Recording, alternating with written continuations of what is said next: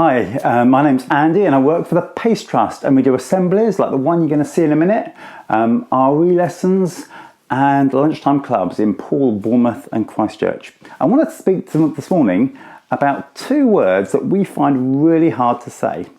As the assembly goes on, you might be able to work out what they are. First of all, I've got a bit of a game where we've got a donut on a fork. I'm going to give that to Dave, who's doing the camera. And I'll have one myself.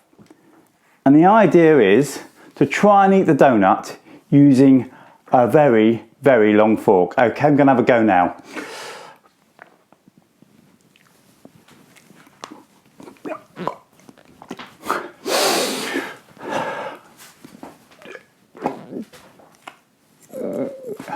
It's quite tricky actually. It's not the easiest thing you can do. You might at home have worked out what I could do. Has anyone worked it out? What I could do is ask Dave to help me.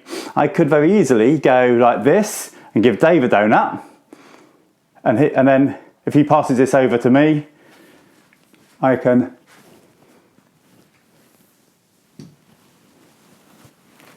put the donut like that.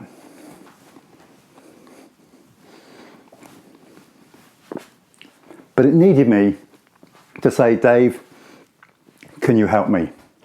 By lowering the donut to him and letting him help me, that enabled me to get the donut. I want to tell you another story about two donkeys.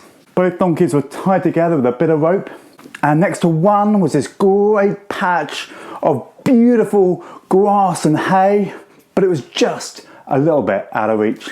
And near the other donkey, just out of reach, was another bundle of beautiful golden hay and grass, and it was lovely. And what they did for ages, they pulled and they pulled and they pulled against each other.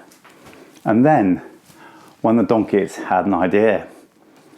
When they worked together, when instead of competing, they helped one another, they were both able to get the grass and the hay together.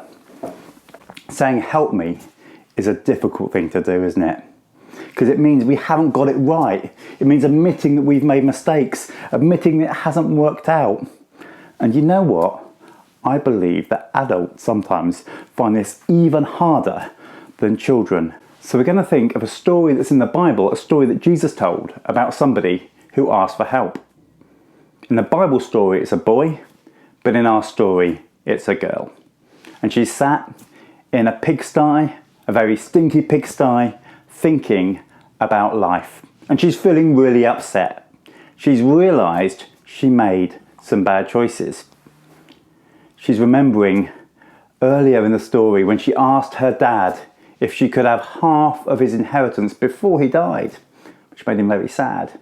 And she went off and she went partying, she went shopping, she did all sorts of things. It was lots of fun that was, until the money ran out.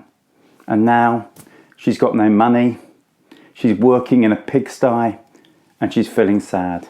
And then suddenly a thought struck her.